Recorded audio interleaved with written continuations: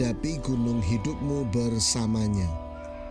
Dari ujung bumi aku berseru kepadamu karena hatiku lemah lesu. Tuntunlah aku ke gunung batu yang terlalu tinggi bagiku. Sungguh engkau telah menjadi tempat perlindunganku, menara yang kuat terhadap musuh. Mazmur 61 ayat 2-3. Firman Tuhan yang kita baca pada hari ini menceritakan tentang apa yang dialami Daud yang diperkirakan sedang berada dalam kondisi pelarian dikejar Saul atau Absalom. Dalam situasi yang nampaknya melelahkan secara emosional dan fisik, ternyata Daud tetap masih harus berhadapan dengan gunung persoalan dalam hidupnya. Alih-alih meminta gunung persoalannya pindah atau justru lari dari gunung tersebut, Daud justru berdoa agar Allah menuntun, membimbingnya untuk naik dan mengatasi gunung persoalan tersebut. Dalam realita kehidupan, setiap kita menghadapi gunung-gunung situasi kehidupan kita. Gunung bisa berbicara sebuah keindahan, kesejukan, tetapi juga bisa bermakna tantangan, bahaya, perjuangan. Dalam Perjanjian Lama, ada kisah tentang Nabi Elia di dalam dua situasi kehidupan. Dalam 1 Raja-Raja 18 ayat 20-45, Elia berada di situasi Gunung Karmel. Dalam situasi di Gunung Karmel, Elia diceritakan mengalami beberapa kemenangan yang luar biasa.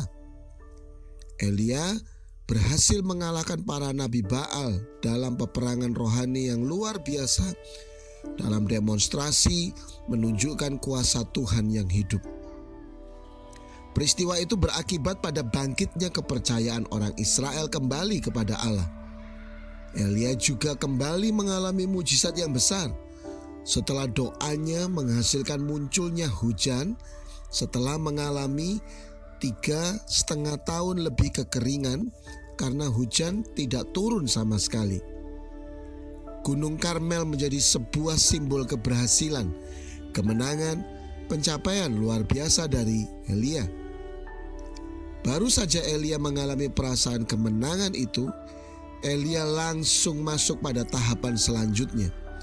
1 Raja-Raja pasal 19, yaitu diancam, diintimidasi, dikejar oleh Isabel.